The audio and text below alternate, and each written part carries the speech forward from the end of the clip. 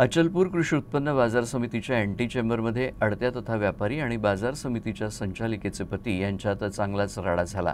दोघेही एकमेकांच्या अंगावर आलेत। या वादामुळे सहकार क्षेत्राच्या राजकारणात चांगलीच चर्चा रंगली आहे। या आमसभेत झालेल्या वादामुळे सहकार क्षेत्राच्या राजकारणात चांगलीच चर्चा रंगली आहे। एंटी चेंबरमध्ये उपस्थित असलेल्या संचालकांनी हा वाद शमवला। अडत व्यापाऱ्यांनी बाजार समितीचे प्रभार सचिव यांना सुद्धा जाब विचारला आहे। तर दुसरीकडे बाजार समितीची आमसभा वादळी ठरली। अर्ध्या तासाकरता आमसभेला तहकूब देखील करावं लागलं। बाजार समितीचे उपसभापती यांच्या दालनात लावलेल्या नेत्यांचे फोटो हा देखील मुद्दा चांगलाच गाजला।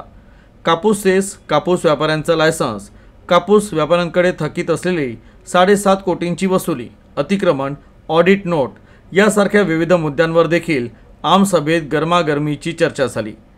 इतिहासात पहिल्यांदाच अचलपूर बाजार समितीची आमसभा 4 तास चालली।